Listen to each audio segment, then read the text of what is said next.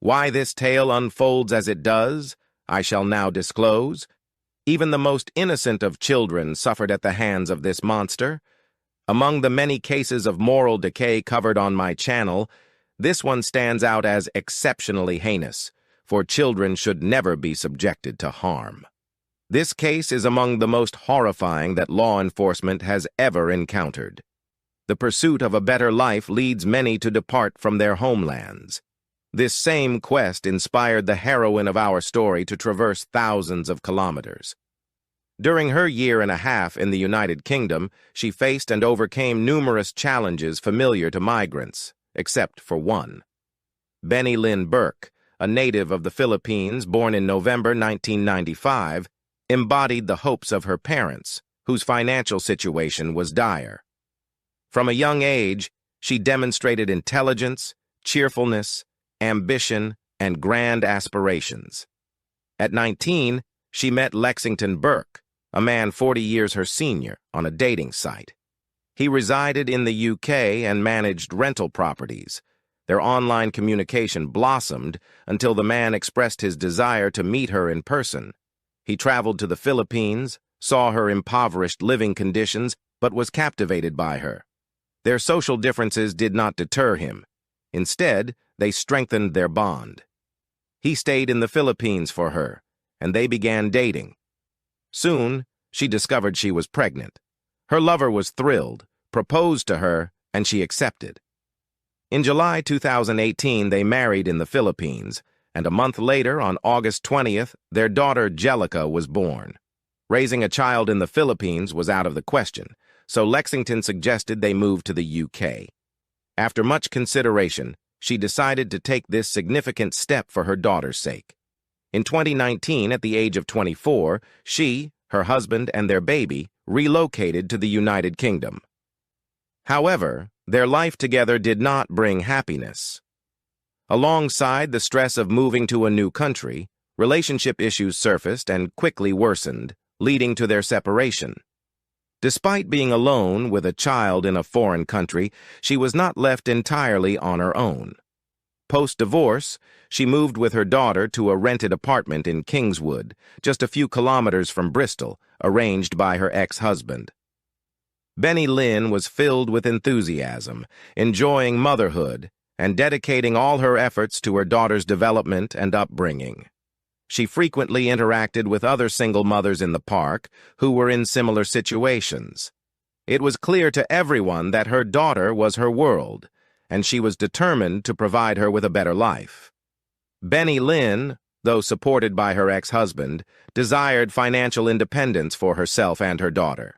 She began reselling vacuum cleaner parts online and secured a part-time job at a nursing home. Nevertheless, she remained committed to her family, sending part of her earnings back to the Philippines. She maintained daily communication with her relatives via video calls, despite the 8-hour time difference. By February 2021, at the age of 26, Benny Lynn felt ready to explore a new relationship and find love again.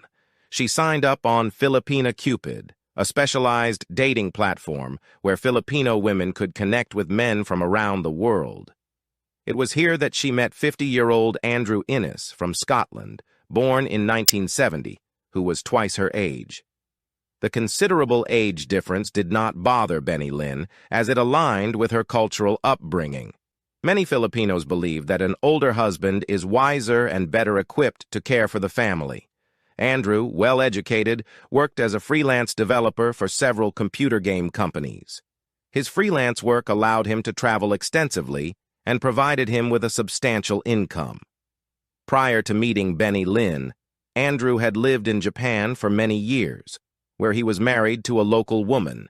They had a child in 2002, but their marriage ended in divorce in 2019.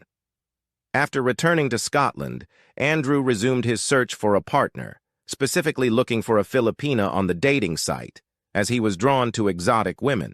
He came across Benny Lynn's profile, was immediately captivated, and reached out to her. Benny Lynn and Andrew quickly found a connection. Keen to meet her in person, Andrew planned a trip to bring her and her daughter to his home. Benny Lynn agreed, finding Andrew polite and kind. On February 18, 2021, he drove 700 kilometers to bring his new girlfriend and her daughter to Scotland. During the trip, Benny Lynn video called her sister Shelley, who lived in the Philippines. Benny was delighted that Andrew had made such a long journey for her and was even surprised by it. Andrew joined the conversation and met her sister through the video chat. They all had a wonderful time talking and even sharing jokes. Andrew made a positive impression on her sister. Benny Lynn's life seemed to be taking a positive turn. She was enthusiastic about her new relationship and the prospects it brought. Her family back in the Philippines was happy to see her finding joy again. Despite the challenges she had faced, Benny Lynn remained optimistic and determined to build a better life for herself and her daughter. On the following day, Benny Lynn's new companion familiarized her with the local surroundings. They explored various landmarks and parks, after which Benny Lynn shared her experiences with her sister through a video call. It was evident that Benny was radiant with joy, a mood her sister hadn't witnessed in her for quite some time. Benny Lynn also showcased the house where her new friend resided, an old but well-kept dwelling. This was their last communication on February 20th, 2021. For the next 2 days, Benny Lynn and her daughter did not make any contact. Her sister attempted to reach her repeatedly, initially thinking there might be connectivity issues. However, she gradually realized that something was amiss. Eventually, Andrew himself contacted her, relaying an astonishing tale. He claimed that Benny Lynn and her daughter were with another man in Glasgow, supposedly hiding from her ex-husband, Lexington. According to Andrew, Lexington intended to gain custody of their daughter and deport Benny Lynn back to the Philippines. His account sounded convincing, despite her sister's knowledge that Lexington had previously shared custody peacefully without any disputes. Andrew persuaded Shelley that her sister would make contact as soon as it was safe. He advised her to discard her mobile phone, refrain from calling him or Benny Lynn, and change her number to prevent Lexington from reaching them. Although Shelley did not dispose of her phone as suggested, she remained quiet for a while. However, as Benny Lynn still did not make contact, her sister exhausted all available options to reach her, including various messengers and video call platforms, but to no avail. Upon contacting Andrew again, he reassured her that her sister was safe and in the company of a trustworthy individual, a teacher. He emphasized that Scotland was inherently peaceful with no crime, and nothing untoward could happen to her. Shelley believed him once more and waited patiently for her sister to make contact, but it never happened. After 4 days of waiting, Shelley devised a plan to verify Andrew's claims. She requested a video of Benny Lynn speaking about herself and her daughter, addressing her directly. Andrew insisted that Benny Lynn and her baby were fine, but instead of a new video, he sent an old one recorded days before their disappearance. It showed them strolling in Scotland. He reiterated that they needed to wait until Benny Lynn and her daughter felt completely secure from Lexington before they could safely make contact. This response heightened Shelley's concern, as her request had not been fulfilled and the situation seemed increasingly peculiar. She persisted in trying to ascertain the truth from Andrew. Andrew replied that, to safeguard himself from Benny Lynn's ex-husband, he would delete all data from his mobile phone and switch it off. Fearful of being found, he stated he would cease further communication, but reassured her that he was taking every measure to ensure the girls could contact each other when the chance arose. Shelley grew skeptical of Andrew's claims, suspecting something awry. However, being on the other side of the world, she felt helpless. On February 19th, Benny Lynn's ex-husband, Lexington, visited her residence to take their daughter for an outing, a routine practice post-divorce. He had legal rights to spend time with his child on specific days. Nevertheless, no one answered the door. Attempts to reach Benny Lynn by phone went unanswered for several days, raising his suspicion. Worried, he alerted the police on March 1st, reporting his ex-wife and daughter missing. Promptly, the police initiated a search. investigating Benny Lynn's house yielded no clues. Detectives appealed to the public for information from anyone who had recent contact with Benny Lynn, hoping someone might know her whereabouts. Simultaneously, they traced her phone and bank card activities, but found neither active. They also scrutinized her social media and messaging apps to determine her circle of contacts and uncover leads. By March 5th, police had gathered sufficient information to learn that Benny Lynn had recently met a man who traveled to meet her, and they journeyed to Scotland with her daughter. The last known location of her phone was traced to Dundee, Scotland. Police proceeded there and examined CCTV footage from the area. They spotted Benny Lynn with her daughter and an older man, presumably the one she had recently encountered online. Both appeared calm, indicating they were likely safe and simply off the grid. Later, detectives identified the vehicle the couple was using. The license plates led them to Andrew Innes's residence on Trun Avenue in Dundee. They confirmed that Andrew was the man Benny Lynn had met online and was seen with the missing individuals on camera. Upon visiting his house to question him, the man refused to open the door, citing lockdown restrictions due to the pandemic's peak. He also claimed his daughter had just bathed, and he didn't want her catching a chill, thus declining to open the door. Andrew's explanations appeared utterly implausible under the circumstances. The investigators' primary goal was to locate Benny Lynn and her child, ensuring their safety and well-being. Through the door, police engaged with the man, who admitted to meeting Benny Lynn. He claimed they spent time together before he took them to a Glasgow cafe to meet a friend, after which he hadn't seen them. During this doorstep conversation, an officer spotted a little girl inside the house through a window. Clad in dry clothes with dry hair, she lay on the couch, engrossed in television. This contradicted Andrew's shower excuse, suggesting he was concealing something and heightening police suspicion. Insistent, the officers gained entry when Andrew finally opened the door. Inside, chaos reigned. Kitchen furniture, appliances, table, and dishes cluttered the stairs, the kitchen mid-renovation. The floor was torn up with Andrew laying new tiles. Upon questioning, the girl denied being the homeowner's daughter, further alarming the officers. They pressed Andrew, demanding to contact Benny Lynn and confirm her safety. Andrew claimed he couldn't reach her, despite attempts. Police then demanded details of the man who allegedly took Benny Lynn and her daughter, launching a kidnapping and potential murder investigation.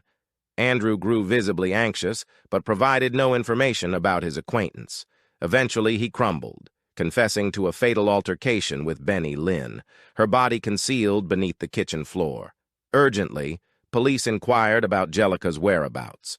Andrew revealed the girl on the couch was not Jellica, who was with her mother. Following this admission, Andrew was arrested. Several items were seized as potential evidence. The operation to recover the bodies from beneath the concrete spanned 2 arduous weeks. There, they found the remains of Benny Lynn and Jellica, the house having become their literal grave. Andrew's attempted cover-up with new tiles remained incomplete. Thus, the chilling truth emerged from beneath the unfinished tiles, unraveling the grim fate of Benny Lynn and her daughter, Jellica.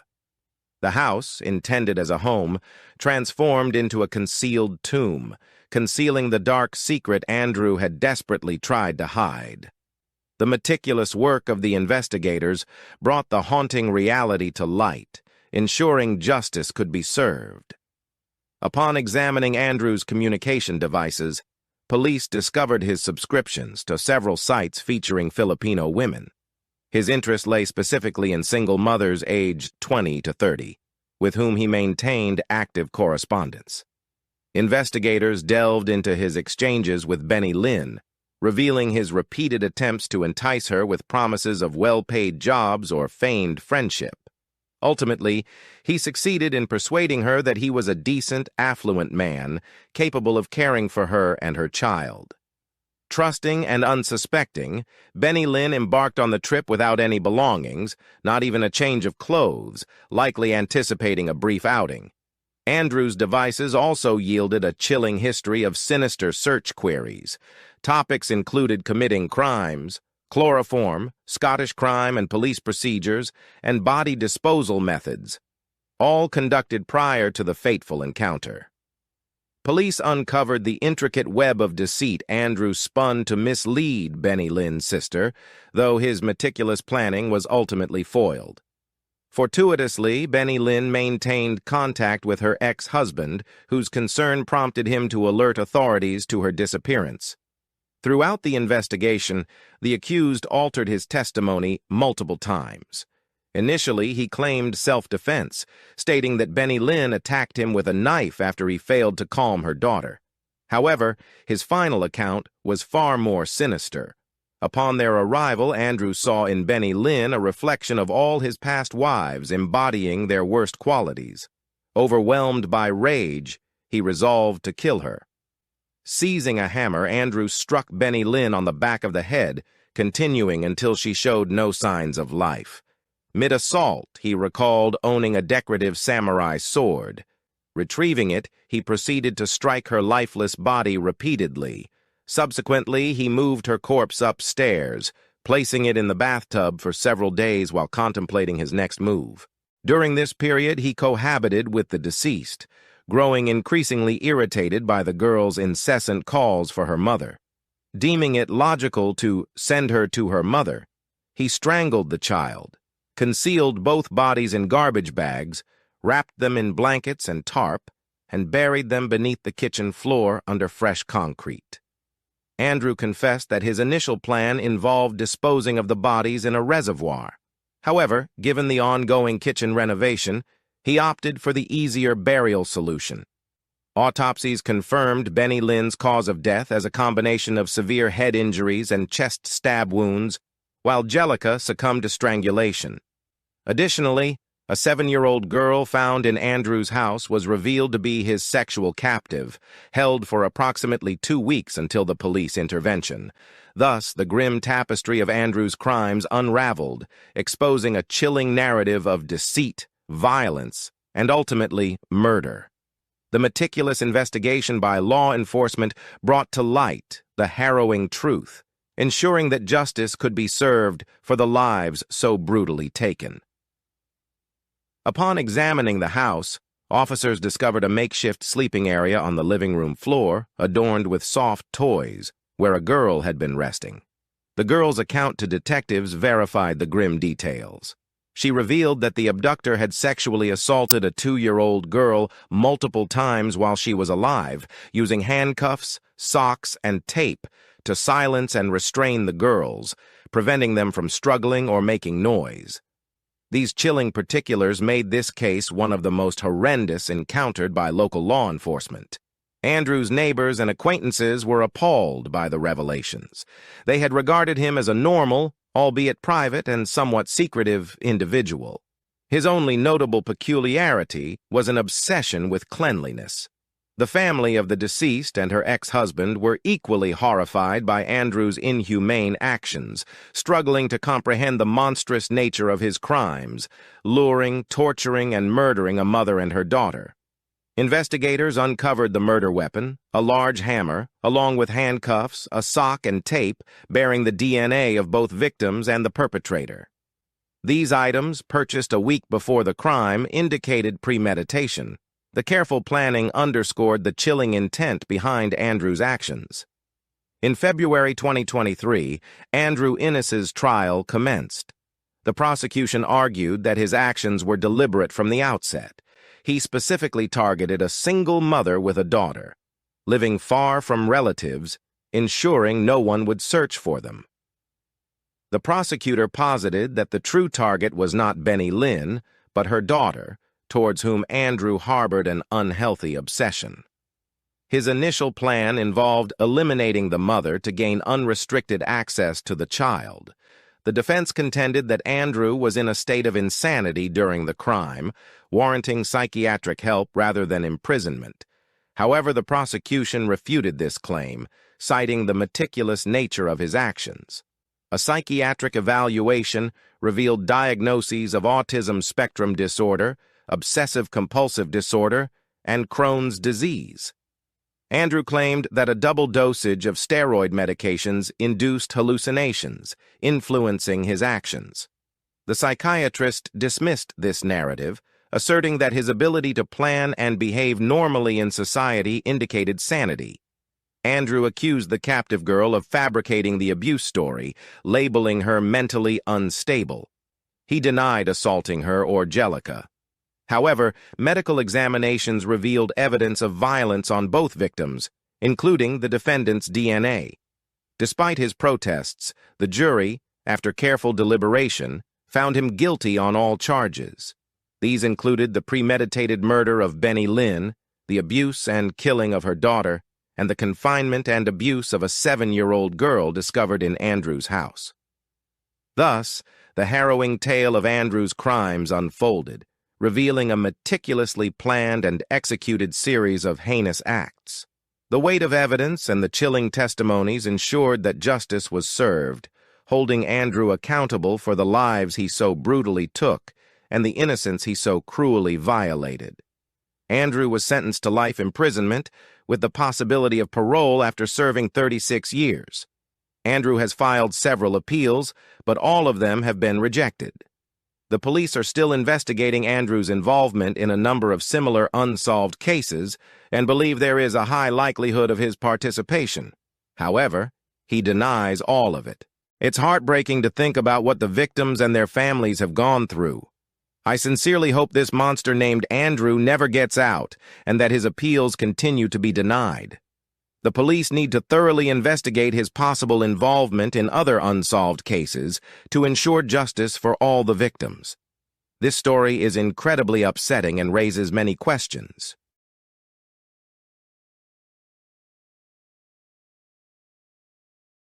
In the tranquil suburban neighborhood of Oakwood Drive, the afternoon of March 15, 2022, was shattered at approximately 1 p.m. Bob Harper, entering their bedroom, stumbled upon a chilling sight. His wife Sandra lay naked and lifeless on their bed, strangled with her own panties. His heart racing and hands trembling, Bob grasped his phone to dial 911. Swiftly, the 911 operator responded, and Bob, voice quivering with disbelief and fear, reported, "My wife? She's not breathing. I think she's dead." The operator remained on the line, asking questions to calm him and gather details while dispatching emergency services. Minutes later, the Harper residence was filled with the wail of sirens. Paramedics rushed in, their expressions grave and focused. In the bedroom, they confirmed Bob's dreadful suspicion. Sandra was indeed gone. Sandra Harper, a 41-year-old educator residing in Savannah, Georgia, was beloved by all who knew her. She was renowned for her kindness and devotion to her students at Ellis Elementary School. Living in a grand, beautiful home on Arsley Park with her husband Bob, Sandra had graduated from the University of Georgia with an education degree and had taught for nearly 2 decades. She was deeply involved in her community, actively participating in her church's events and programs, and was a member of a local book club that met every Thursday evening. She had a particular fondness for mystery novels, especially those penned by Agatha Christie. Sandra's family was close-knit. Her parents, James and Margaret Collins, lived nearby and visited frequently. Though she and Bob had no children, they were very close to their niece Jenny, who resided in the same neighborhood. Sandra's warm and inviting personality made her a beacon of positivity to colleagues and friends, always ready to lend a helping hand or offer a listening ear.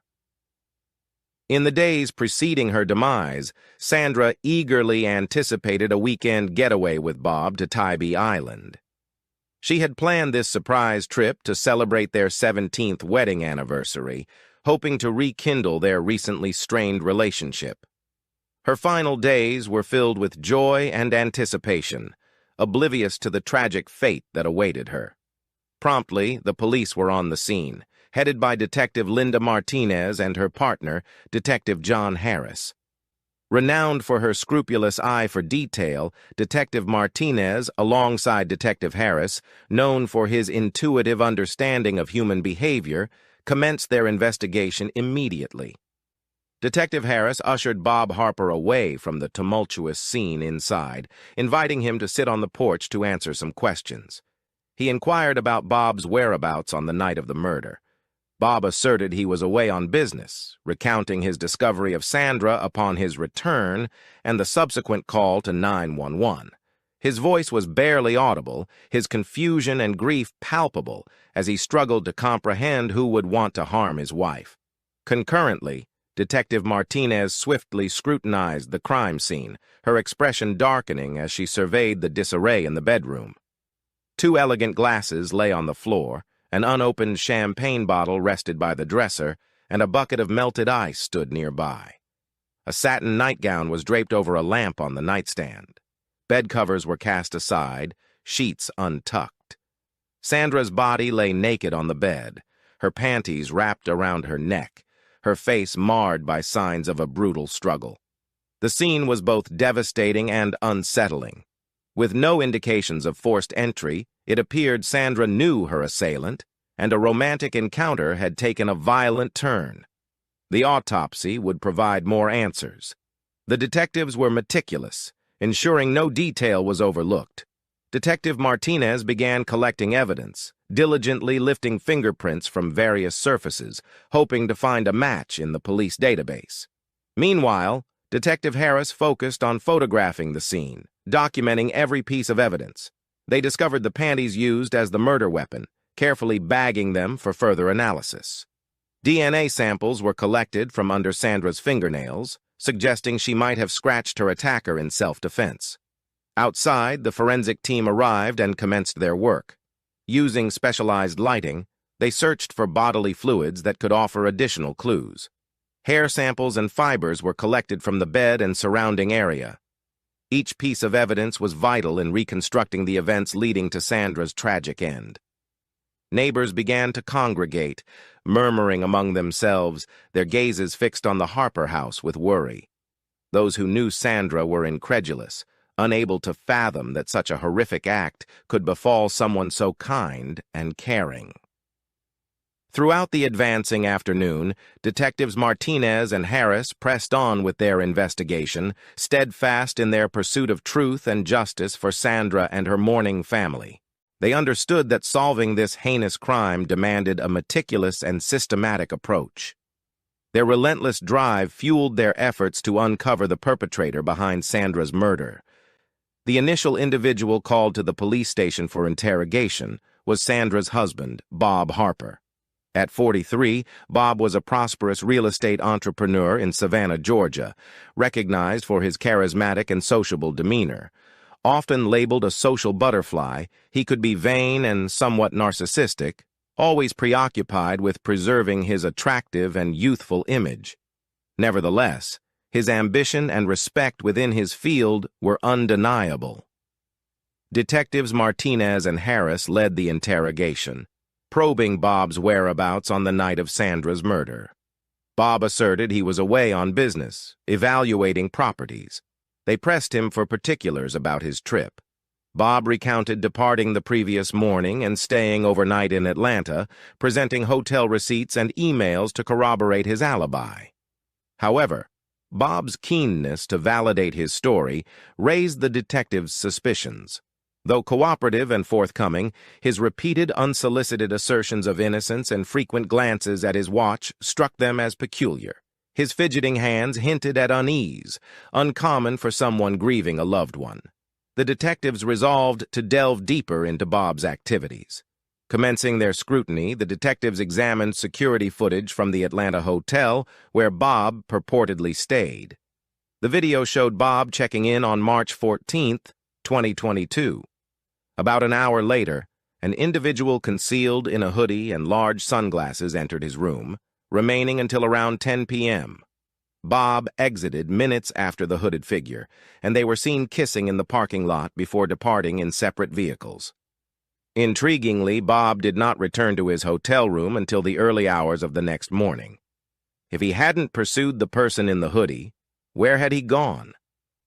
The detectives continued to investigate, wanting to know more about the mysterious person in the hoodie. As they reviewed earlier footage, they discovered that the person in the hoodie was a young blonde woman. The questions remained. Who was she? What was her relationship with Bob? And could she be connected to Sandra's murder? Furthermore, the detectives checked Bob's work records. They found out that Bob had canceled his scheduled business activities for March 14th and 15th. This contradicted his alibi, making it clear that Bob had lied about the purpose of his trip. Bob's behavior and the new information made him the prime suspect in Sandra's murder. The police needed more evidence, but it was becoming clear that Bob was hiding something important. The investigation was far from over, and the detectives were determined to find the truth about what happened to Sandra.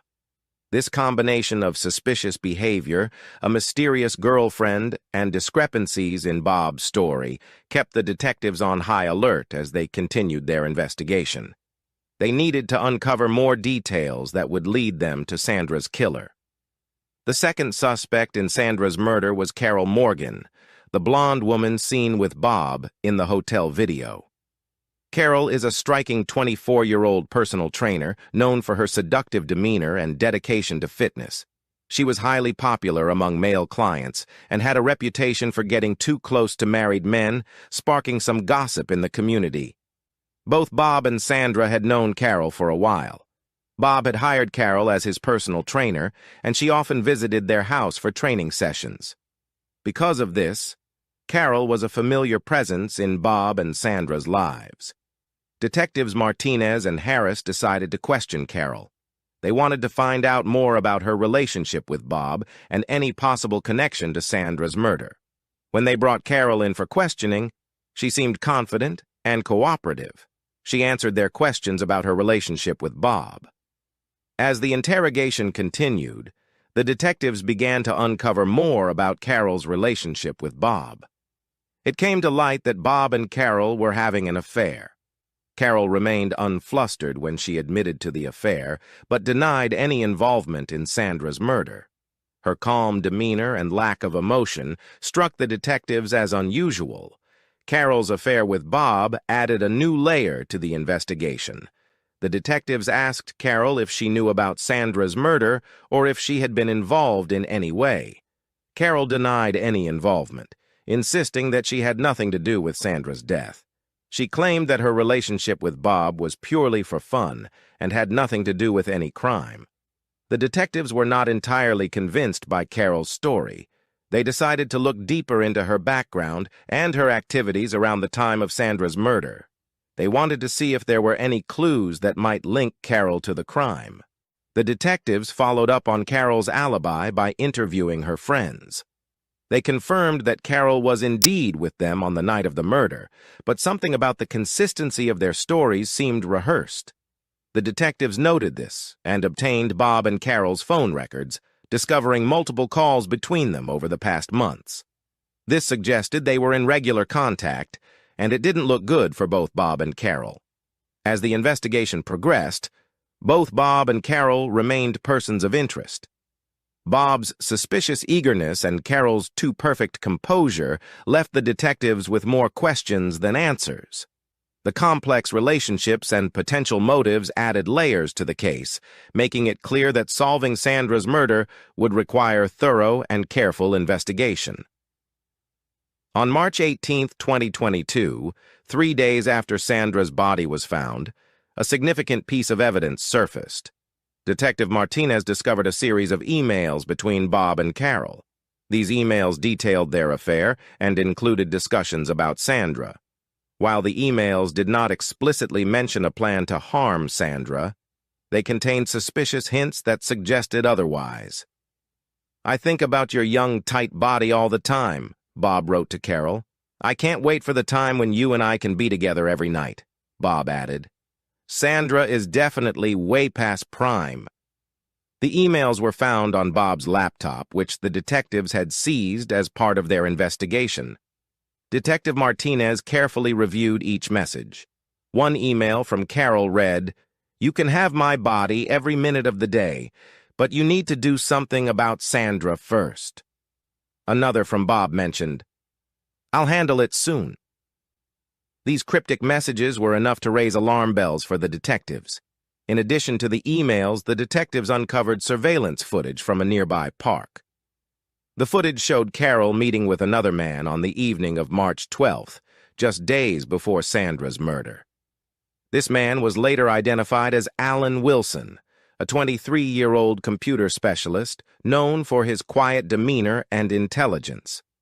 Alan was a regular at the local chess club and often worked late hours on complex computer projects.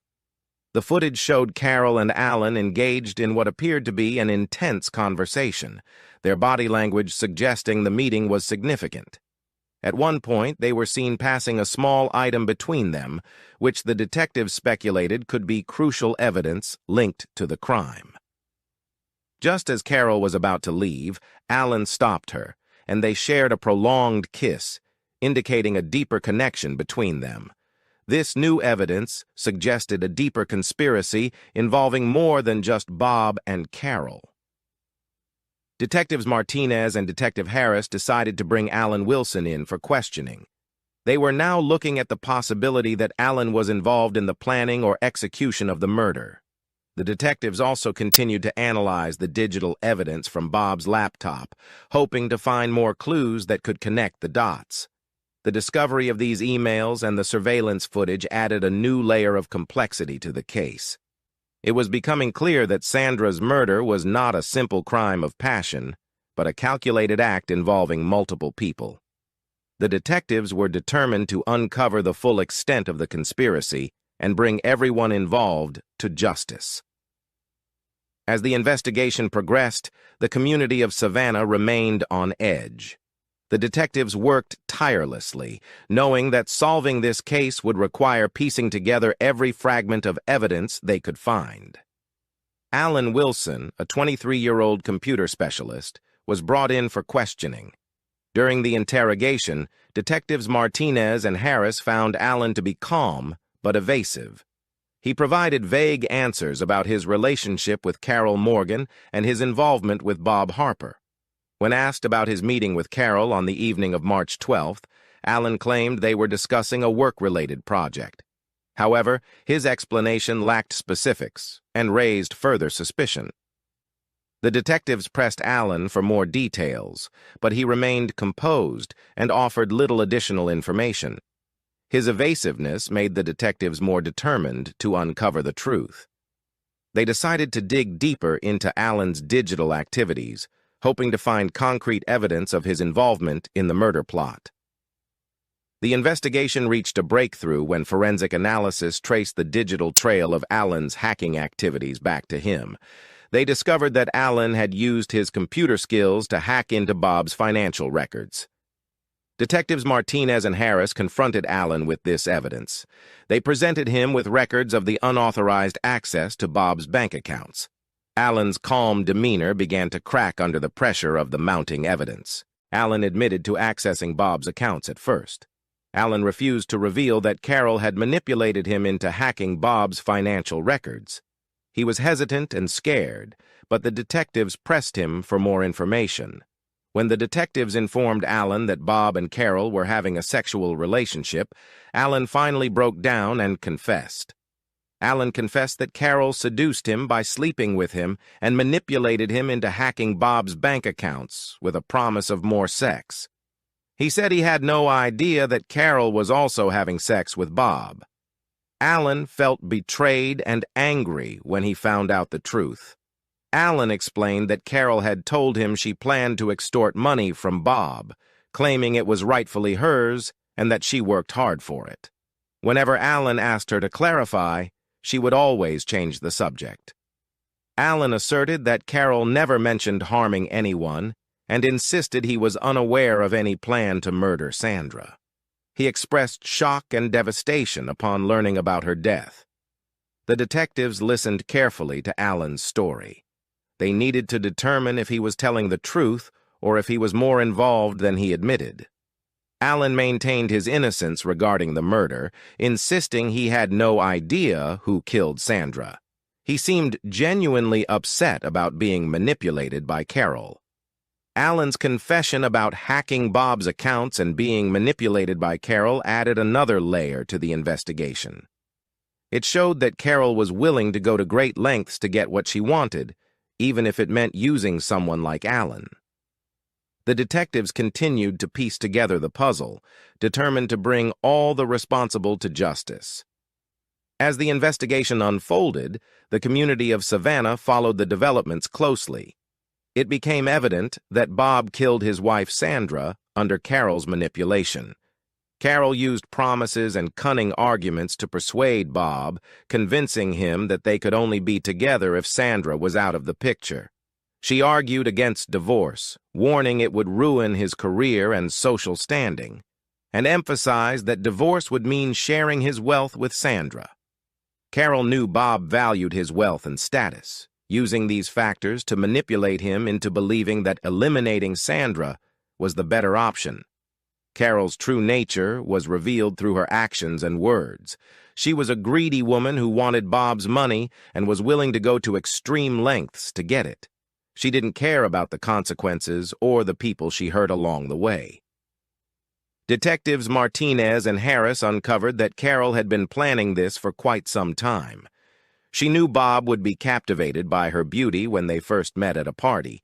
He then hired her as his personal trainer, and their affair began from that point. Bob and Carol would often secretly have sex in the house behind Sandra's back and would also meet out of town in various hotels for passionate encounters. During the investigation, the detectives uncovered more text messages and emails between Carol and Bob. These messages showed how Carol had slowly and methodically convinced Bob to commit the crime. Carol skillfully used her words and actions to manipulate Bob into believing that killing Sandra was the only way to secure their future happiness. She knew exactly how to push his buttons and exploit his weaknesses. She used flattery, promises, and fear to control him. Carol painted a picture of a perfect life together, full of love and passion, free from the problems that Sandra's presence created. As the detectives pieced together the evidence, it became clear that Carol was the mastermind behind Sandra's murder. With enough evidence gathered, detectives Martinez and Harris were ready to make arrests. On March 20, 2022, the detectives arrested Bob for carrying out the murder under Carol's manipulation. They arrived at Bob Harper's office, a sleek real estate agency in downtown Savannah. Bob was in the middle of a meeting with clients when the detectives walked in. He looked up in shock as they approached him, showing their badges and informing him that he was under arrest for the murder of his wife, Sandra Harper. Bob's reaction was one of utter panic. He stammered protests, insisting he was innocent and that there had been a mistake. His employees and clients watched in stunned silence as Bob was handcuffed and led out of the office. Detectives Martinez and Harris also arrested Carol, the true mastermind behind the entire scheme. Carol had cunningly used her sexual allure to manipulate Bob into murdering his wife. She believed she had complete control over him, so much so that she arrogantly dismissed any possibility of Bob breaking free from her influence and exposing her role in the crime. Her manipulation didn't stop with Bob. She had also ensnared Alan, convincing him to hack into Bob's bank accounts. Carol's confidence in her ability to manipulate men into doing her bidding was her downfall.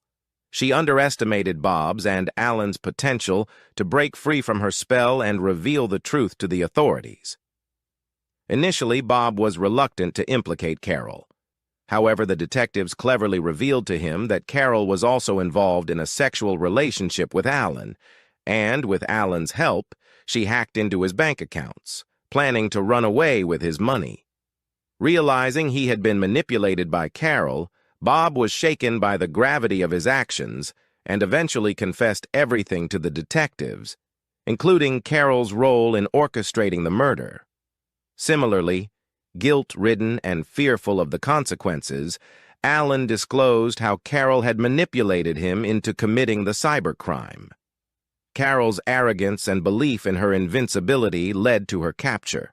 Her carefully constructed web of deceit unraveled as the detectives pieced together the testimonies of her former puppets, ultimately bringing her criminal activities to light. Her greed and ruthlessness had led to tragedy, and now she would face justice for her crimes. Detectives Martinez and Harris were also determined to bring Alan Wilson to justice. Although Alan claimed he did not know about the murder plot, he had illegally accessed Bob's financial records, aiding Carol's scheme. The detectives gathered the remaining evidence needed to secure a warrant for Alan's arrest.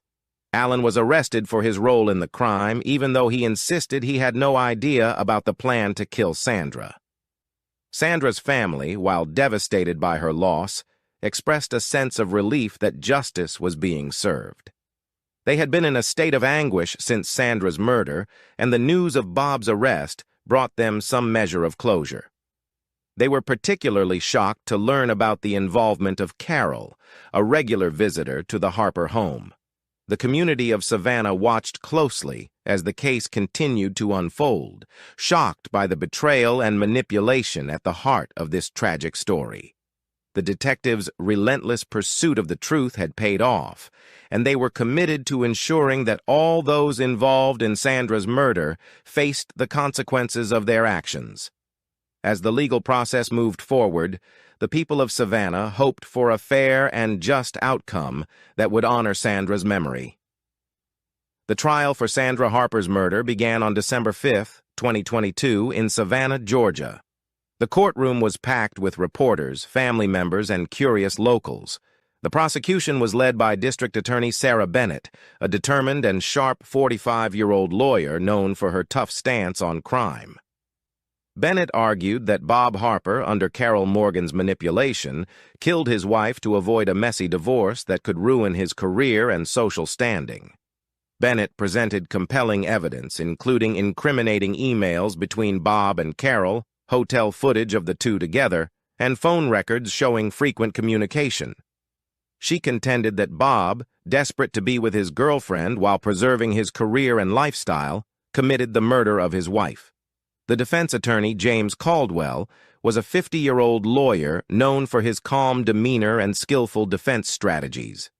Caldwell argued that Bob was a victim of Carol's sexual manipulation, which drove him to kill his wife. He highlighted Bob's clean record and his cooperation with the police as proof that he was not a cold-blooded killer. As the trial progressed, emotional testimonies from Sandra's family members painted a vivid picture of the loss they had suffered. Her parents, James and Margaret Collins, spoke about their daughter's kindness, her dedication to teaching, and the impact of her death on their lives. The jury deliberated for 3 days before reaching a verdict on December 7, 2022. Bob Harper was found guilty of first-degree murder. The judge sentenced him to life in prison without the possibility of parole. Carol Morgan was also found guilty of conspiracy to commit murder and received a 25-year prison sentence. Alan, who cooperated with the investigation, received a lesser sentence of 5-year imprisonment. Sandra's family expressed relief at the verdict, but were also saddened by the whole ordeal. They felt justice had been served, but knew that no punishment could bring Sandra back.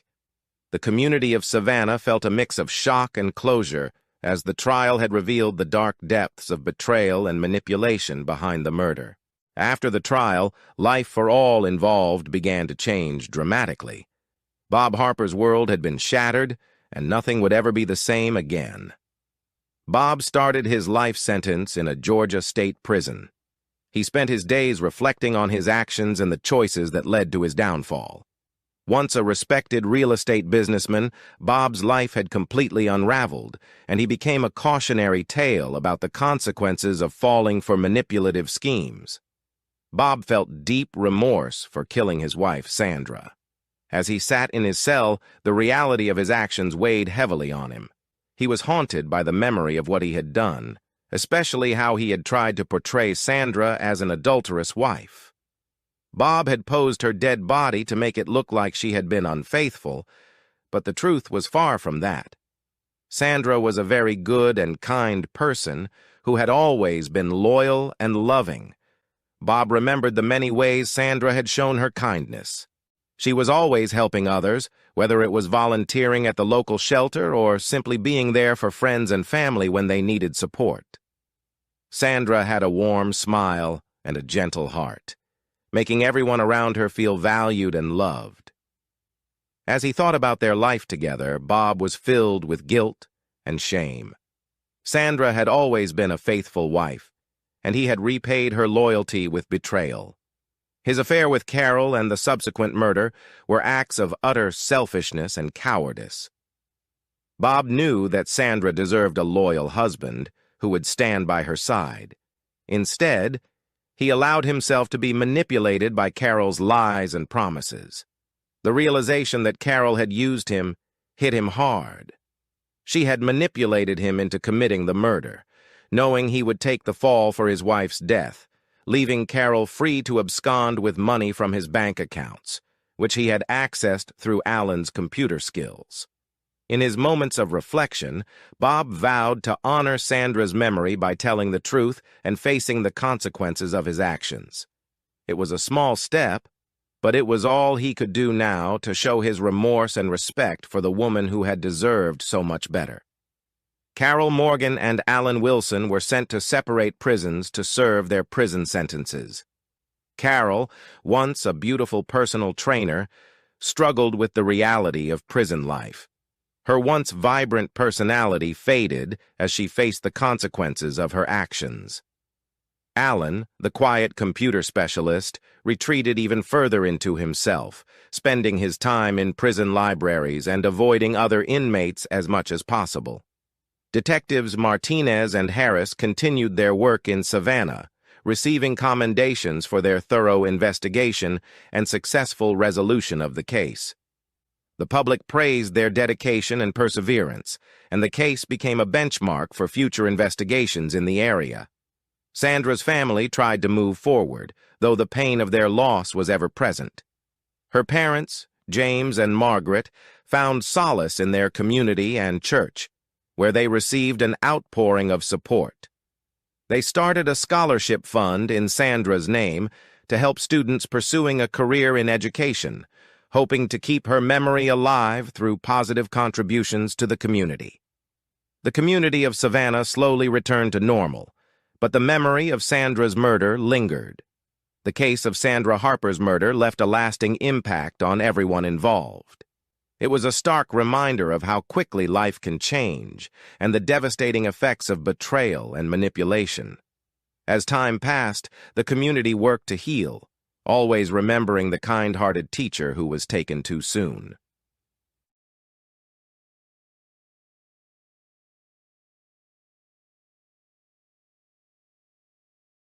In the quiet, picturesque suburb of Winter Park, Central Florida, a shattering event unfolded on July 7, 2012, shaking the prosperous community to its core.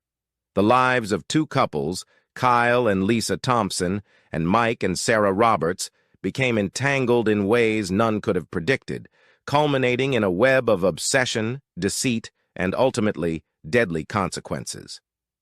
Kyle Thompson, a locally renowned artist of 36 years, was known throughout Winter Park for his amiable personality and creative talent.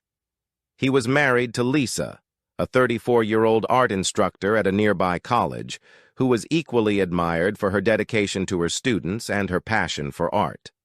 Mike Roberts, a prosperous investment consultant of 37 years, and his wife Sarah, a 33-year-old high school teacher beloved by her students, were among the Thompsons' closest friends.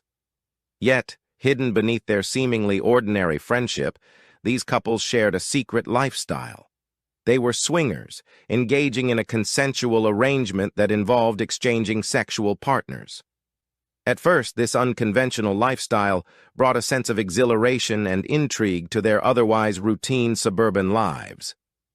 It began as a curious exploration, a way to spice up their marriages and break free from the monotony of everyday life. However, as time passed, the complexities of their arrangement started to unravel, giving rise to a dangerous mix of jealousy, obsession, and resentment. Kyle's initial fascination with Sarah evolved into an overwhelming fixation, causing tension in his relationship with Lisa. He became increasingly preoccupied with Sarah, his thoughts consumed by her and his actions driven by his desire to be with her. Alarmed by the intensity of Kyle's growing obsession, Sarah decided to put an end to the swinging arrangement. She had initially found the experience exciting, but the emotional entanglements and Kyle's increasingly erratic behavior became too much for her to handle. Her decision to stop, however, did not deter Kyle. Instead, it set off a chain of tragic events that would ultimately lead to a devastating outcome. The Thompsons had been college sweethearts and were happily married for a decade. To their friends and family, they appeared to be the quintessential perfect couple, happy, deeply in love, and living a charmed life.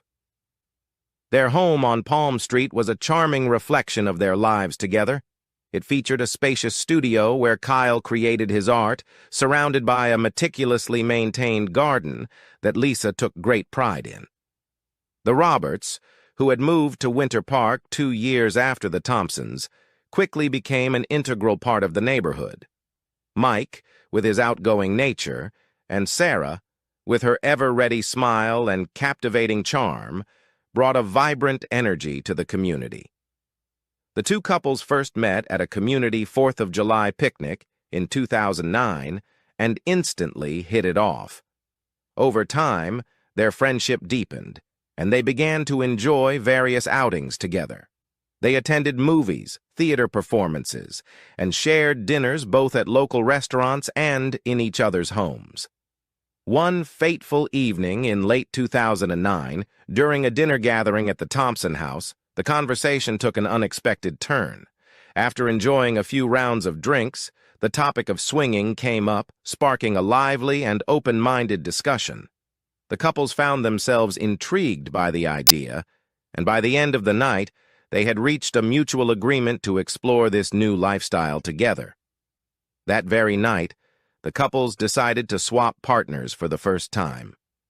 Kyle and Sarah spent the night together at the Thompson house, while Mike and Lisa went back to the Roberts home. Initially, the experience brought a fresh sense of excitement and rejuvenation to both marriages. The new arrangement became an occasional part of their weekends, with Kyle and Lisa and Mike and Sarah eagerly exploring their sexualities with their new partners. They found the experience thrilling and liberating, a way to add novelty and adventure to their otherwise stable and predictable lives. However, as time passed, subtle shifts in the dynamics between the four began to emerge, particularly in Kyle's behavior. His growing fixation with Sarah, initially unnoticed by the others, quickly escalated into a troubling and all-consuming obsession. Kyle's thoughts and actions became increasingly dominated by his desire for Sarah, leading to a series of events that would ultimately shatter the lives of all involved. The once harmonious friendship between the two couples began to unravel, replaced by a dark web of deceit, jealousy, and ultimately tragedy. The peaceful facade of Winter Park was forever altered by the events that unfolded on that fateful day in July 2012. The intertwined lives of the Thompsons and the Roberts, once a symbol of friendship and shared experiences, became a cautionary tale of the dangers that can lurk beneath the surface of even the most seemingly perfect relationships. The community was left to grapple with the aftermath, a stark reminder of the destructive power of obsession and the fragility of human connections. Over time, Lisa Thompson began to harbor concerns about her husband Kyle's burgeoning interest in Sarah Roberts. She voiced these worries to Kyle, but he casually dismissed them as mere jealousy, assuring her that nothing was amiss. However, as days turned into weeks, Kyle's preoccupation with Sarah became increasingly conspicuous, and Lisa found it impossible to ignore.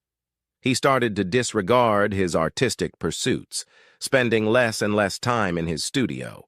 Instead, he sought out opportunities to be closer to Sarah, his fascination with her growing more evident with each passing day. Lisa, now acutely aware that something was awry in their marriage, began to monitor Kyle's behavior more closely. She noticed subtle changes in his demeanor, little signs that pointed to an escalating fixation on Sarah. During social gatherings, Lisa caught Kyle stealing prolonged glances at Sarah, his eyes lingering a little too long. Initially, Sarah was flattered by the attention, viewing it as harmless admiration. She was oblivious to the depth of Kyle's obsession, but as time wore on, she began to feel uncomfortable with his increasingly possessive behavior. Sarah confided in her husband Mike about her growing unease. She recounted Kyle's lingering gazes and his subtle yet persistent attempts to monopolize her time. However, Mike dismissed her concerns, attributing Kyle's behavior to innocent displays of interest and affection. He assured Sarah that she was overthinking the situation and that Kyle meant no harm. Yet, despite Mike's reassurances, Sarah's discomfort persisted, gnawing at her and casting a shadow over their once carefree swinging arrangement. Her suspicions reached a boiling point. During a weekend retreat the two couples took together to a luxurious resort in the Florida Keys in March 2012. What was meant to be a relaxing getaway turned into a tense and unsettling experience for Sarah. Kyle's obsession became more pronounced, his actions more brazen. He isolated Sarah, openly preferring her company to that of his wife and Mike. He engineered situations that would allow him to be alone with her, his intentions growing increasingly transparent. One evening, as the group sat around a beach fire, Kyle made a startling remark that sent shockwaves through Sarah. Casually, as if discussing the weather, he expressed his desire to abandon everything, his marriage, his career, his life, to start anew with Sarah. His words hung heavy in the air, causing Sarah to shift uncomfortably in her seat. Lisa, overhearing the conversation from a distance, felt a pang of jealousy and betrayal. She confronted Kyle later that night, but he brushed off his remarks as mere fantasies, insisting that he hadn't meant them seriously. His nonchalance only served to frustrate Lisa further, deepening the growing chasm between them. As Kyle's behavior grew more erratic and unpredictable, he began to seek Sarah out beyond the agreed-upon boundaries of their swinging arrangement. He would contrive reasons to visit her at work, his appearances becoming more frequent, and his advances more unwelcome. Sarah, once comfortable in her role as a high school teacher, now found herself looking over her shoulder, dreading the next time Kyle would appear unannounced. In a desperate attempt to regain control of the situation, Sarah decided to end the couple's wife-swapping arrangement. She hoped that by doing so she could salvage her marriage with Mike and preserve what was left of their friendship with the Thompsons. However, her decision would set in motion a chain of events that would ultimately spiral out of control. One tense afternoon, while Mike was away on business, Kyle took the opportunity to express his feelings to Sarah. He painted a picture of a future together, one in which they could be happy and free from the constraints of their current lives. Sarah, however, was horrified by his advances. She firmly rejected him, insisting that she wanted out of their arrangement and that she had no desire to pursue a romantic relationship with him. Despite Kyle's pleas and his attempts to persuade her otherwise, Sarah stood her ground, resolute in her decision. In the aftermath of their confrontation, Sarah made a conscious effort to avoid Kyle. She hoped that by distancing herself from him, he would eventually come to his senses and realize the inappropriateness of his actions. Meanwhile, Lisa, increasingly disturbed by her husband's feelings for Sarah, attempted to reason with him. She begged him to step back from his obsessive behavior, to respect Sarah's wishes, and to focus on repairing their own marriage. But her pleas fell on deaf ears.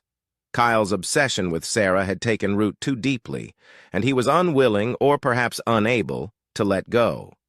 His appearances at Sarah's school became more frequent, his advances more insistent. He would wait for her after classes, approaching her under the guise of casual conversation, but always steering the topic back to their supposed future together.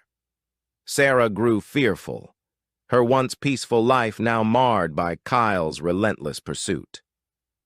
One fateful afternoon, as Sarah walked home from work through their usually quiet neighborhood, Kyle confronted her. He stepped into her path, his eyes wild and desperate. Sarah, steeling herself, reiterated her determination to end their arrangement. She repeated her concerns about the inappropriateness of his obsessive behavior, her voice steady and firm despite the fear coursing through her veins. However, her resolve only served to fuel Kyle's desperation. His pleas turned to accusations, his desperation to anger. He lashed out at her, his words cutting like knives, accusing her of betrayal and deceit. The once harmonious relationship between the two couples was now irrevocably damaged, shattered by Kyle's all-consuming obsession. The peaceful facade of their suburban lives had been torn away, revealing a dark and twisted web of deceit, jealousy, and ultimately, tragedy. The events that would unfold in the coming days would forever alter the course of their lives, leaving them all to grapple with the devastating consequences of their actions. The quiet, picturesque suburb of Winter Park would never be the same again, its serenity forever marred by the shadows of obsession and the echoes of shattered dreams. As Lisa Thompson tended to her garden outside, the sound of raised voices caught her attention. She paused, listening intently, and realized that the commotion was coming from nearby. A sense of unease washed over her as she recognized the voices of her husband, Kyle, and their friend, Sarah Roberts. The tension in their exchange was palpable, and Lisa felt a surge of panic. She knew she had to intervene before the situation spiraled out of control. Dropping her gardening tools, Lisa hurried towards the source of the argument. As she approached, she could see Kyle and Sarah standing close together, their bodies rigid with tension. Kyle's face was contorted with anger, while Sarah's expression was a mix of fear and defiance. Lisa's heart pounded in her chest as she took in the scene. With a sharp, piercing voice that cut through the air, Lisa called out to Kyle. "Kyle, what's going on here?"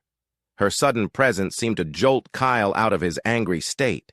He turned to look at Lisa, his eyes wide with surprise and confusion. Sarah, seizing the opportunity, quickly stepped away from Kyle, her body trembling with relief. Lisa moved to stand between Kyle and Sarah, her gaze fixed firmly on her husband. "Kyle, you need to calm down," she said, her voice steady despite the turmoil she felt inside. "Whatever is going on, we can sort it out together." Sarah, grateful for Lisa's intervention, took another step back. I need to go," she stammered, her voice barely above a whisper. Lisa nodded, her eyes never leaving Kyle's face.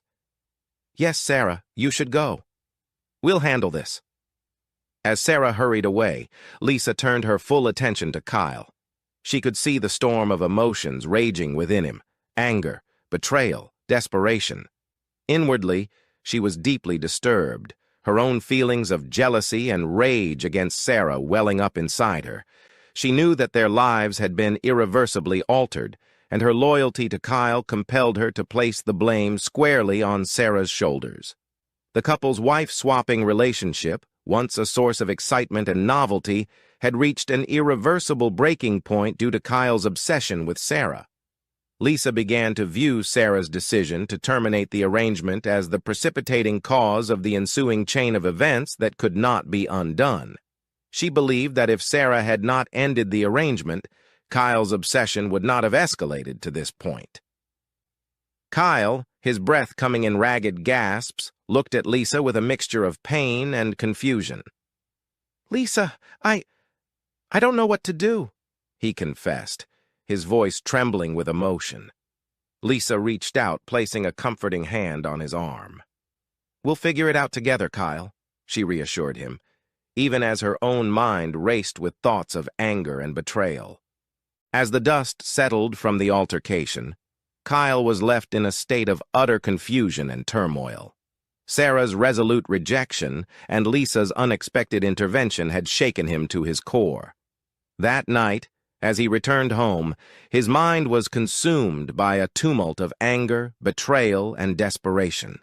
He couldn't shake the feeling that everything was spiraling out of control, and he was powerless to stop it. Lisa, sensing the storm brewing within her husband, attempted to pacify his troubled thoughts. She sat with him, talking softly and offering words of comfort. But despite her best efforts, Kyle remained inconsolable. In the days that followed, he swung between anger and depression, his thoughts fixated on Sarah's rejection and what he perceived as her betrayal. Lisa, unable to reach him, grappled with mounting frustration and fear. She tried to maintain a sense of normalcy in their relationship, but the anger she felt towards Sarah continued to grow. She found herself torn between her loyalty to Kyle and her own feelings of jealousy and resentment. Meanwhile, Sarah was determined to move forward with her life.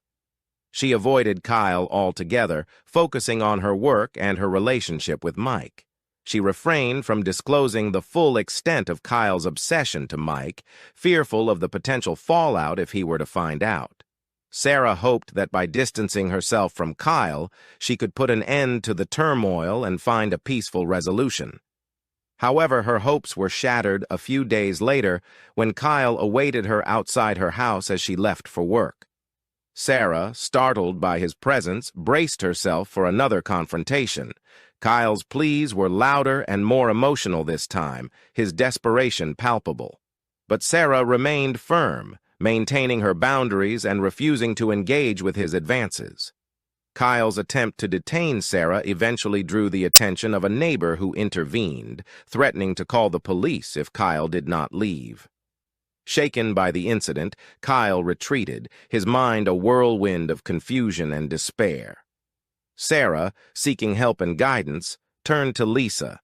She hoped that Lisa, as Kyle's wife and her friend, could provide some insight or assistance.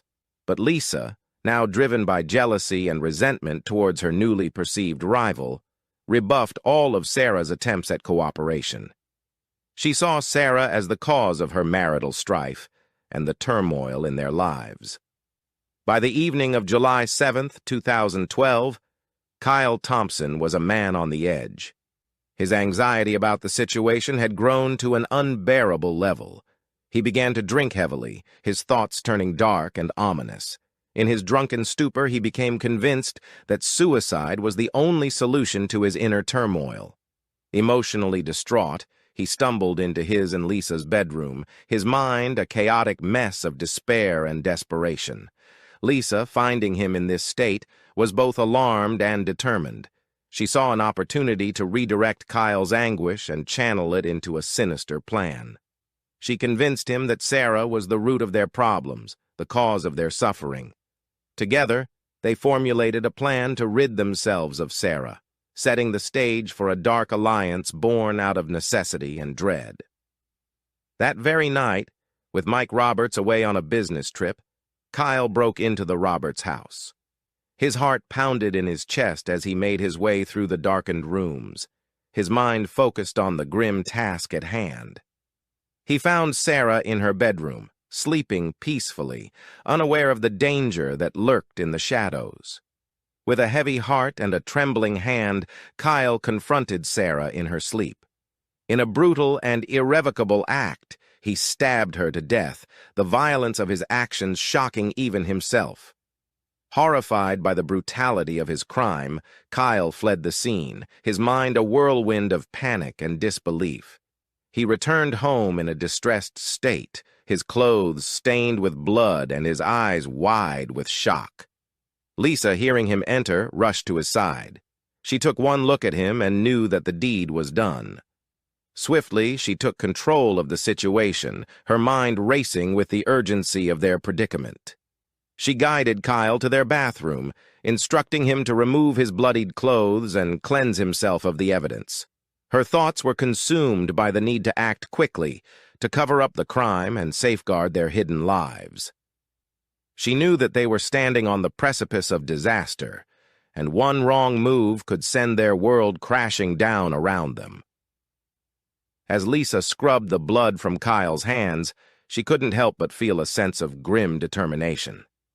She was resolved to protect her husband, to shield him from the consequences of his actions. Together, they would navigate the dark and treacherous path that lay ahead, their lives forever altered by the choices they had made. The once peaceful suburb of Winter Park was forever changed by the events that unfolded on that fateful night. The intertwined lives of the Thompsons and the Roberts had taken a dark and twisted turn, leaving the community to grapple with the devastating consequences of their actions. The echoes of that night would reverberate through their lives, a haunting reminder of the price they paid for their secrets and obsessions. As Kyle stood under the scalding spray of the shower, watching the water run red at his feet, Lisa sprang into action. She gathered his blood-soaked clothes, stuffing them into a garbage bag, her heart pounding with a mix of fear and determination.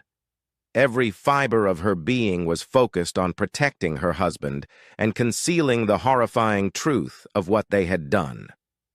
Dropping to her knees, she scrutinized the floor, her eyes scanning for any droplets of blood that may have escaped their notice. With meticulous care, she scrubbed the tiles, erasing any trace of the gruesome act that had taken place mere hours ago. She knew that the future of their lives together depended on her ability to remove every vestige of the crime. Once Kyle emerged from the shower, his skin scrubbed raw and his eyes haunted by the night's events, Lisa sat him down at the kitchen table. She needed him to focus, to recount every detail of the incident so that they could begin to formulate a plan. Their survival depended on their ability to create a convincing alibi and to dispose of any evidence that might link them to the murder. Lisa's mind raced as she considered their options. She knew that they needed someone to corroborate their story, someone who would be willing to lie for them. Her thoughts turned to her sister, Ava. Despite the late hour, she picked up the phone and dialed her number, her fingers trembling as she waited for her to answer. "Ava," she whispered, her voice barely audible. "I need your help. Kyle and we've done something terrible. I can't explain now, but I need you to say that Kyle was with you tonight. Please, Ava, I'm begging you."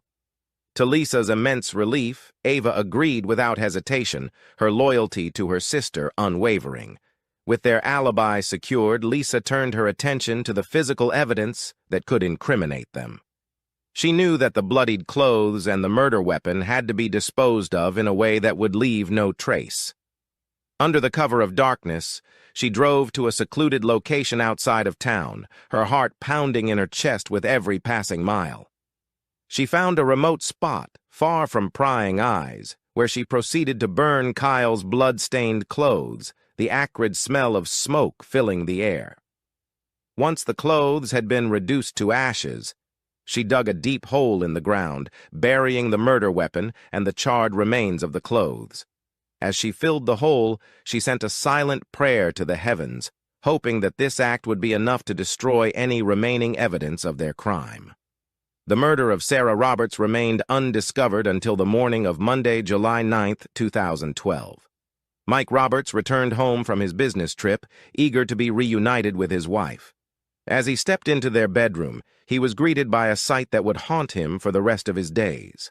Sarah lay lifeless on the bed, her body brutally stabbed 26 times, the sheets around her soaked in blood. Horrified, Mike dialed 911. His voice shaking as he relayed the grim discovery to the operator. Within minutes, a police team led by Detective Aaron Jenkins was dispatched to the scene. What they found was a gruesome tableau, a once peaceful home now transformed into a crime scene. A loving wife and mother brutally murdered in her own bed. As the police began to gather evidence, they turned their attention to the neighbors, hoping to find any information that might shed light on the crime. The Thompsons, living just a short distance away, were among the first to be questioned. Lisa, her alibi meticulously crafted, faced the detectives with a composed demeanor, her answers steady and confident.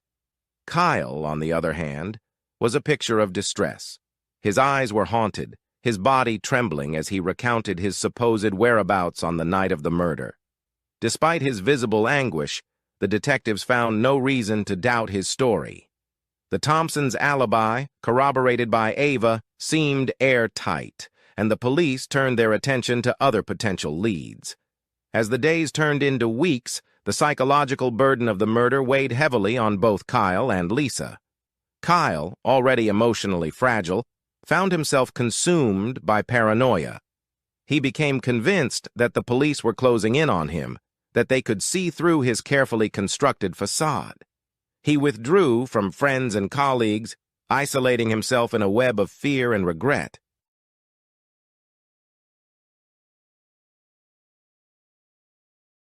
Lisa, though outwardly composed, was not immune to the strain of their secret. She became hypervigilant, scrutinizing every interaction and behavior for signs of suspicion. She watched the news obsessively, her heart leaping into her throat every time Sarah Roberts' name was mentioned. She knew that one wrong move, one slip of the tongue, could bring their carefully crafted world crashing down around them. In the midst of their turmoil, Lisa took on the role of stabilizer, determined to keep their lives from spiraling out of control. She managed Kyle's growing paranoia, soothing his fears and reassuring him that they were safe. She maintained their public facade, attending social gatherings and community meetings with a smile on her face, even as her heart ached with the weight of their secret. Lisa knew that maintaining their cover required more than just an alibi. They needed to construct a narrative that would divert attention away from Kyle. She suggested to Kyle that he should appear more distraught over Sarah's death, aligning with the community's grief and deflecting suspicion. At social gatherings and community meetings, Kyle, now entirely under Lisa's control, played the part of the grieving friend to perfection. He spoke of Sarah with a mix of fondness and sorrow, his eyes often welling up with tears as he recounted memories of their time together. Mike Roberts, devastated by the loss of his wife and desperate for answers, seemed to appreciate Kyle's empathy. He leaned on his friend for support, unaware of the dark truth that lay hidden beneath the surface. Yet, despite Lisa's careful guidance, Kyle's mental state continued to deteriorate. His guilt manifested in nightmares and hallucinations, driving him to seek solace in the bottom of a bottle.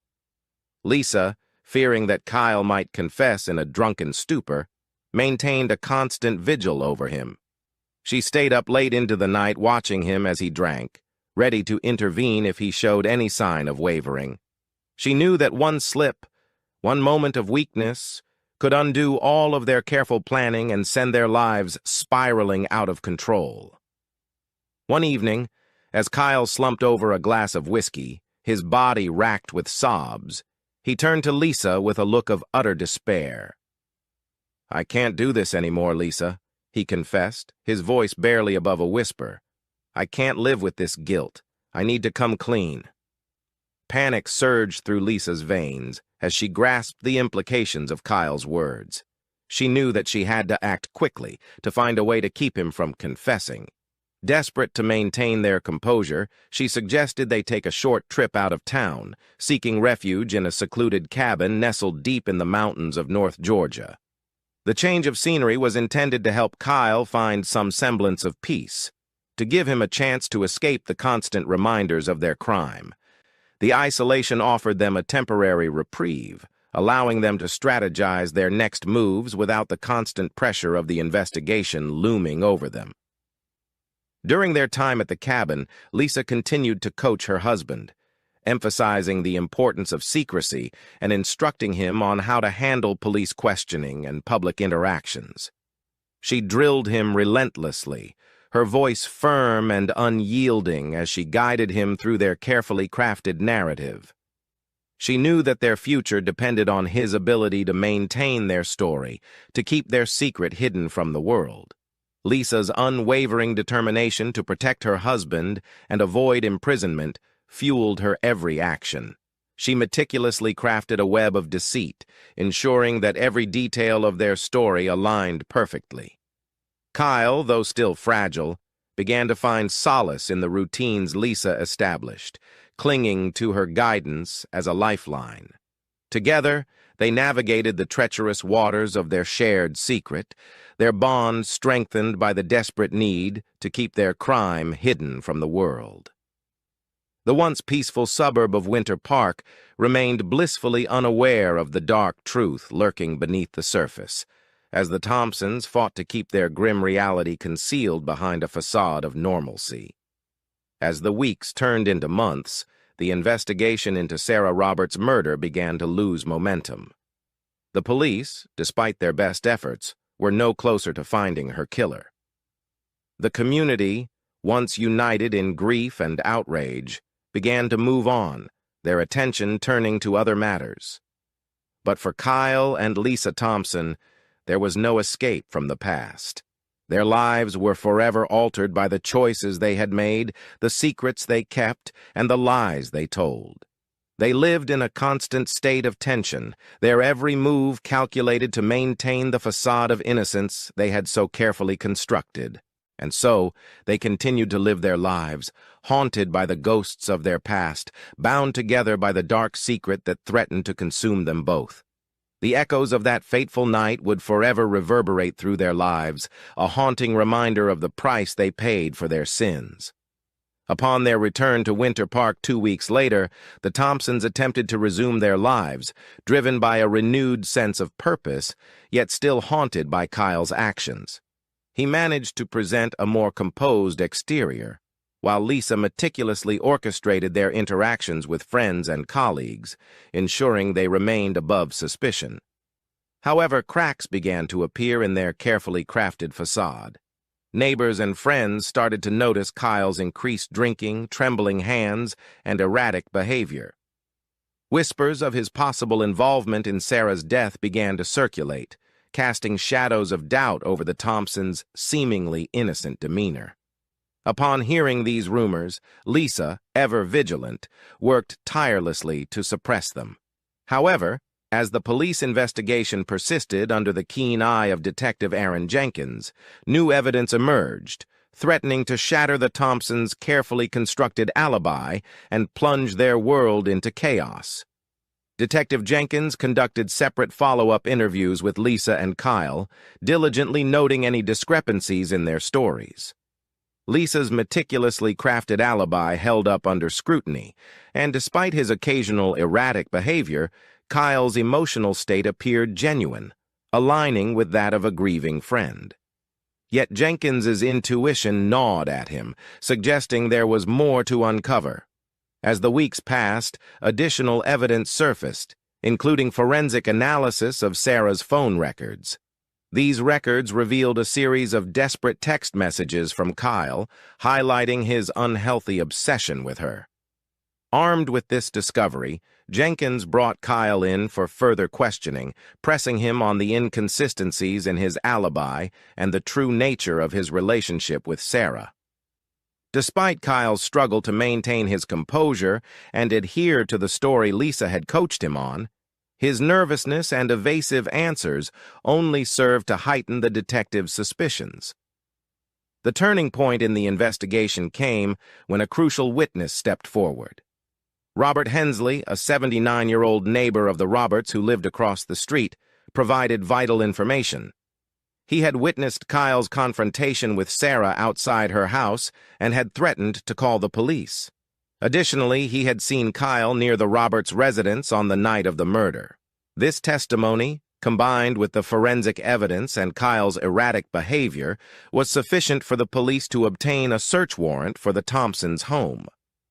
During the search, traces of Sarah's blood were discovered, having seeped into the floorboards despite Lisa's thorough cleaning efforts. This damning evidence, coupled with witness testimonies and phone records, painted a clear picture of Kyle's guilt. The net was tightening around the Thompsons, and Lisa realized that their carefully constructed facade was on the verge of collapse. As the evidence against Kyle mounted, Detective Jenkins prepared to make his move. He brought Kyle in for another round of questioning, this time adopting a different approach. He presented all the gathered evidence, including the phone records, witness testimonies, and forensic findings. Overwhelmed and cornered, Kyle began to crumble under the pressure. Jenkins pressed harder, suggesting that a confession might lead to a more lenient sentence. Unable to bear the weight of his guilt and the relentless questioning, Kyle finally broke down and confessed to killing Sarah. He detailed his obsession with her, the confrontations that led to her murder, and the fateful night that sealed her fate. However, in his confession, Kyle also implicated Lisa, revealing her role in covering up the crime. He described how she had helped him clean up the scene, dispose of the evidence, and craft their alibi. The intricate web of deceit they had woven began to unravel, exposing the dark truth hidden beneath their seemingly perfect lives. The once peaceful suburb of Winter Park was forever altered by the revelations of that day. The Thompsons' carefully constructed facade crumbled, revealing a chilling tale of obsession, deceit, and murder. The community was left to grapple with the devastating consequences of the Thompsons' actions, a haunting reminder of the dark secrets that can lurk behind even the most ordinary of lives.